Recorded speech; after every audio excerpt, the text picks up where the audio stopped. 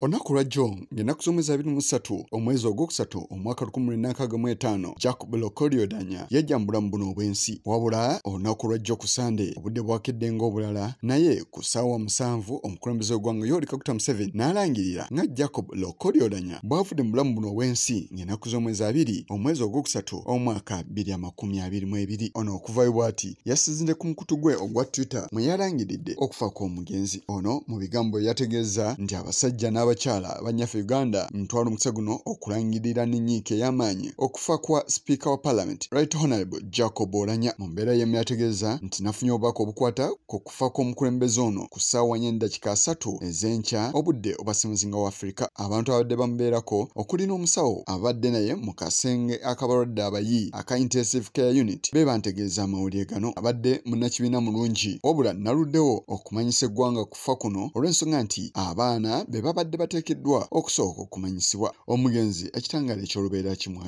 kimwakire nassaako omukono Yoweri Kaguta Museveni, President era ssentebe w'ekibiina kya NRM. Obubaka buno yabufulumiza ku ssaawa 7:07 ez'omutuntu. Ono abadde munnabyanfuna ebikwata ku by'obulimi, abadde munnamateeka era munnabyabufuzi. Ono era abadde Speaker wa Parliament ey'omulundi ogw'e11 gy'abadde aweerezaamu okuva omwaka ogwedde ogwa 2021. Yalondebwa ku kifo kino ng'ennaku z'omwezi 24 omwezi ogwokutaano omwaka 2021. Ono yaddira mu bigere yali mukama we Rebecca alitwala Kadaga. Jacob Lokolyodanya era yaliko omumyuka w'omukubiza w'ekikolo eggwanga olukulu okuva mu mwezi ogwokutaano omwaka 2011 okutuusa mu May 2021.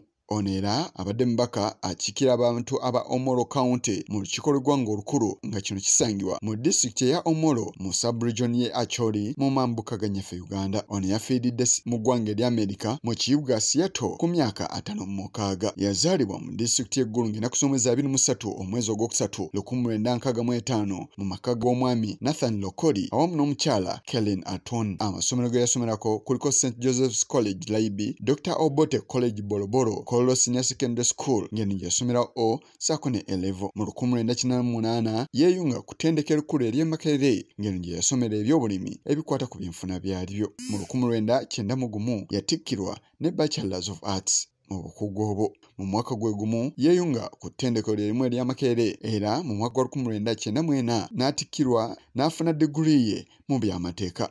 Ono mu bukulembeze obw'ettendekero lino obw'abayizi yaliko sipiika w'ettendekero lino. Mu mwaka gwa 1995 ono ng'akyali e Makerere bingi bye yayitamu era n'okusimatuka okuttibwa n'ebintu ebirala. Waliwo obwegungo obwali mu ttendekero lino ery'e Makerere era y'omu ku abo abaasimatuka ku byaliwo. Mu mwaka gwa 1995 yeeyunga ku ttendekero erya Law Development Center gye yafunira diploma ye mu by'amateeka. Okuva mu LDC Oulanyah yasomesaako mu ttendekero lyerimu era mu kadde ke kamu n'atandikawo ekitongole kye eky'abannamateeka ekya Oulanyah Honoria and Company Advocates. Mu mwaka gwa 2001 yayingira ebyobufuzi era yasobola okuwangula ekifo kya Omoro County ng'ekyali mu disitulikiti eyawamu eyaggulu. Akadde kano ak'okulonda tewaliwo kibiina kyonna kya byabufuzi kye yagirako olw'ensonga nti ebyobufuzi bya nnyaffe Uganda byali bikyali mu kibiina kimu nga kyekifuga, wabula yali munnakibiina kya UPC Lukulwe era y'omu ku abo abeetaba mu nteeseganya wakati wa gavumenti ya nnyaffe Uganda n'ekibiina ekyabayeekera ekya Lord's Resistance Army. Mu mwaka gwa 2006 yeesimba ku kifo kye kimu ekya Omoro wabula ng'ajjidde kkaadi ya UPC naye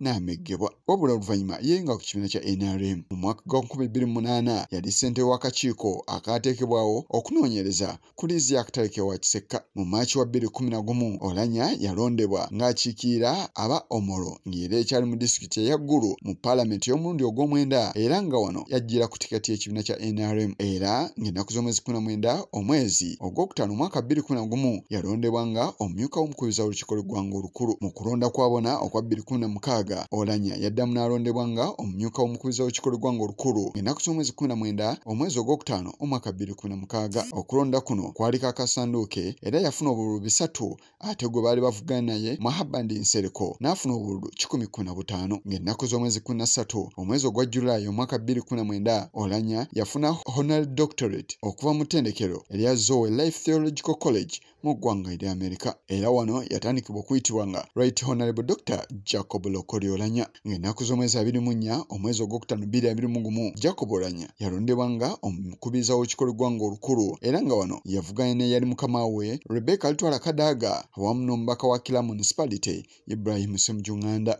Oulanyah yabakuba era yawangula n'obululu 310 ate ye Rebecca Alitwala Kadaga n'afuna obululu 197. Ibrahim Ssemujju Nganda n'afuna obululu 15. Ono abadde akyula akakiiko aka Appointments Committee nga kano kalina obuyinza okuba ttooki mu bantu omukulembeze b'abalonze obakakasa oba okubasuula era nga abadde amyukibwa omumyuka we. Oluvannyuma lw'okulondebwa nga omukubiriza w'olukiiko lw'eggwanga olukulu yagenda mu ggwanga erya Bungereza okumala ebbanga lya mwezi era ne biyitingana nga bwe yali afunye ekirwadde kya COVID-19. Wabula bino byasambajjibwa era ne bategeeza nga bwe yali agenze okulaba omu ku baana be. Jacob Oulanyah obuvunaanyizibwa bwe nga omukubiriza w'olukiiko lw'eggwanga olukulu tasobodde bweyagaliramu. Omumyuka bwe Anita Among yasobodde okumalako ebbanga eriwerako ng'akubiriza olukiiko lw'eggwanga. Yasemba okubiriza olukiiko lw'eggwanga olukulu ng'ennaku z'omwezi 21 omwezi ogw'Ekkumi omwaka 2021 nga nnya 2022 yatwalibwa mu kibuga Seattle ng'ayisibwa mu Iceland mu ggwanga erya Amerika. Eno yatwalibwayo okufuna obujjanjabi ku kirwadde ekyali tekitegeerekese.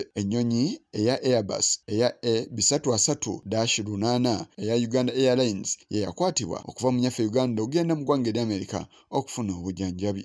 Sabbiiti eyise ng'ennaku z'omwezi 15 Anita Among ng'ali wamu ne ssente w'ekibiina kya DP Norbert Mao n'abalala bagenda mu ggwanga erya Seattle era nga tebaali bokka bawerekererwako Ssaabalamuzi wa nnyaffe Uganda. Era amawulire gaayitingana nga Jacob Lokory Oulanyah bwe yali avudde mu bulamu buno obw'ensi wabula Norbert Mao ne Anita Among baavayo ne basambajja bino ne bategeeza nga omugenzi bwe yali akwataganye obulungi n'eddagala. Okufa kwa Jacob Oulanyah kuleese eddibu ddene nnyo mu kitundu ekya Acholi. Si kye kyokka wabula nnyaffe Uganda lino lye limu ku masiga asatu agakola gavumenti wabula nga teriyina alikulira. Ekigalidde lw'olutuula lwa Parliament okuyitibwa kubeera nga lutuula era obuvunaanyizibwa bwe luyina kwe kulonda omukubiriza lwalwo mu lutuula olunaasooka. Parliament sabbiiti ewedde yayongezebwayo mu bbanga eritali ggere era nga w'enaddamu okuyitibwa kino kye kiteekeddwa okusookerwako okulonda omukubiriza w'essiga lino erya Parliament.